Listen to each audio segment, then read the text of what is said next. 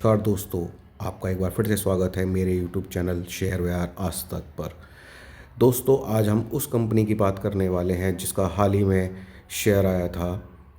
उसका नाम है आईपीओ का, मीशो आईपीओ की। तो मीशो आईपीओ अब आपको पता है कि लिस्टेड हो चुका है, तो आज हम इसी कंपनी के बारे में बात करेंगे। तो जैसा कि आपको पता है कि ये शेयर जो है 105 रुपये और 111 रुपये के स्तर पर आईपीओ आया था इसका, और अब ये शेयर बाज़ार में लिस्ट हो चुका है। तो आज हम इसी के बारे में बात करेंगे।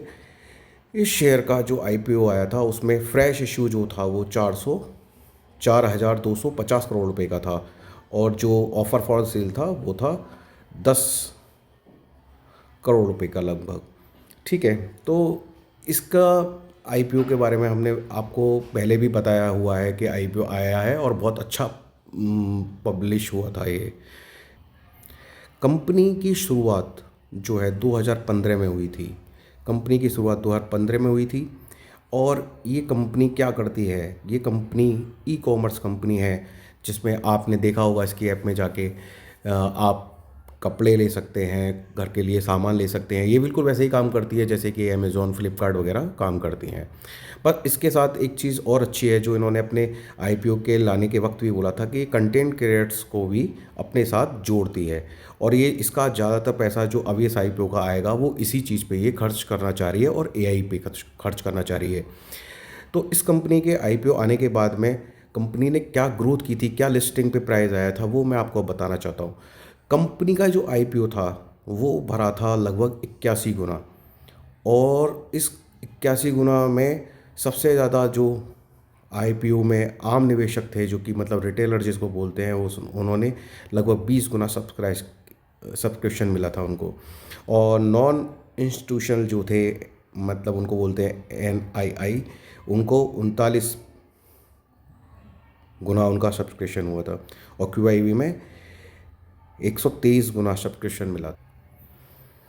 तो कंपनी का जो आईपीओ आया था वो जिस दिन लिस्ट हुआ था, यानी कि कल लिस्ट हुआ था, तो उस आईपीओ का जो लिस्टिंग का था रेट उस वक्त जब लिस्ट हुआ था, तो मैं आपको बताना चाहता हूँ कि जब उसका ओपनिंग प्राइस था उस दिन वो था 162 रुपये 50 पैसे का लिस्टेड हुआ था ये।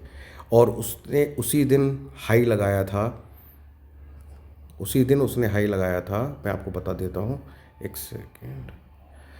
उसी दिन उसने आईपीओ में जो हाई लगाया है वो लगाया है 177 रुपये 49 पैसे का हाई लगाया है। और आज जब ये शेयर दोबारा से ओपन हुआ आज की डेट में 10 तारीख को, तो ये शेयर 177 रुपये 49 पैसे का हाई लगाया था। और आज 11 तारीख को जब ये शेयर बाज़ार में आया, तो आज का रेट इसका जो था वो था, ओपनिंग प्राइस था इसका 176 रुपये का, और आज का हाई लगाया था इसने 176.75। मतलब ओपनिंग और जो इसका हायर प्राइस था वो सेम ही था लगभग। ठीक है, और इसने लो प्राइस जो आज लगाया है वो लगाया है 165 रुपये का। तो आप कंपनी में इन्वेस्टेड थे जिनका आईपीओ निकला है, वो लोगों को क्या करना चाहिए, और जो इस आईपीओ में अभी भी इन्वेस्ट करना चाहते हैं वो लोगों को क्या करना चाहिए, मैं अब इसके बारे में बात बताना चाहता हूँ। तो पहला तो मैं उन लोगों के लिए बताना चाहता हूँ जिनका आईपीओ ये निकला था। तो जिनका ये आईपीओ निकला था उन लोगों के लिए तो सिंपल सा ये करना चाहिए उनको कि उनको इस आईपीओ में मुनाफा हो रहा है, बहुत अच्छा खासा मुनाफा हो रहा है, लगभग 55-50% के करीब का इसमें मुनाफा हो रहा है।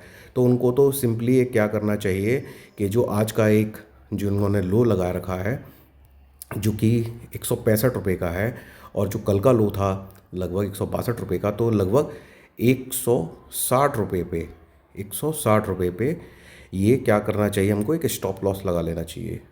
ठीक है, स्टॉप लॉस लगा लेंगे हम 160 रुपये पे, और इस शेयर को हम ग्रो कर सकते हैं।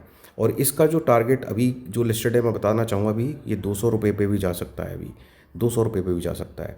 ठीक है, तो ये तो उन लोगों के लिए जिन्होंने इस आईपीओ में अप्लाई किया था और जिनका ये शेयर निकल के आया है, तो उनको स्टॉप लॉस लगा के इसको कैरी करना चाहिए। और जिन्होंने ले रखा है, जिनको लेने की सोच रहे हैं जो, उन लोगों के लिए मैं बताना चाहता हूँ कि वो क्या करेंगे, वो ये करेंगे कि उनको क्या करना है, उनको ये करना है कि अभी की डेट में शेयर ने क्योंकि 50% ग्रो हो गया है ये, तो अभी की डेट में उनको वेट करना चाहिए और इसके शेयर को गिरने का इंतज़ार करना चाहिए। अगर ये शेयर आपको अभी जल्दी में लगभग किसी भी गिरावट में आपको लगभग 150 या 140 के आसपास अगर मिलता है तो एक बार इसको ले लेना चाहिए, और फिर भी आपको अपने फाइनेंशियल एडवाइज़र से सलाह लेकर ही इसमें इन्वेस्ट करना चाहिए। मैं तो कहूँगा कि कंपनी काफ़ी अच्छी है, जिसके बारे में मैं आपको आगे भी बताना चाहता हूँ। मैं बताना चाह रहा था आपको कि कंपनी डेट फ्री है। कंपनी डेट फ्री है, इसलिए मैं बोल रहा हूँ कि लगभग ऑलमोस्ट डेट फ्री है कंपनी। तो जब कंपनी डेट फ्री होती है तो उस कंपनी में बढ़ने की संभावनाएं ज़्यादा होती हैं। इसीलिए आपने देखा होगा कि इनका जो QIV कोटा था वो भी लगभग 20 गुने से ऊपर का भरा हुआ था, 40 गुना करीब था वो। ठीक है।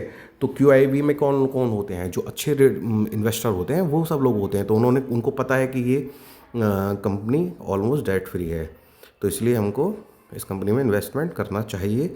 और फिर भी आप अपने फाइनेंशियल एडवाइज़र से पूछ सकते हैं। और मैं अब आपको बताना चाहता हूँ कि जैसा कि मीशो की जो लिस्टिंग हुई थी, तो लिस्टिंग के बाद में जो चॉइस ब्रोकिंग फर्म है, हमारी चॉइस ब्रोकिंग फर्म, उसने बाई की रेटिंग दी है, बाई की। और उन्होंने उसका शेयर का टारगेट प्राइस जो दे रखा है वो 200 रुपये का दे रखा है। तो 200 रुपये का टारगेट प्राइस दे रखा है उन्होंने मीशो का। तो आपको मैं बोल रहा था कि 200 रुपये के लिए भी आप इसमें वेट कर सकते हैं, परंतु आपको स्टॉप लॉस लगाना पड़ेगा 160 के आसपास। तो आप 160 के पास स्टॉप लॉस लगा के इसको कैरी कर सकते हैं। ठीक है। तो आपको पता है कि ये पहले ही लिस्टिंग पे ही इसने 80% से ज़्यादा का आपको रिटर्न देने की कोशिश की। ठीक है। मतलब कि ये 46% इसका जो प्रीमियम पे लिस्टेड हुआ था, और अभी इसमें ग्रोइंग करने की ताकत है।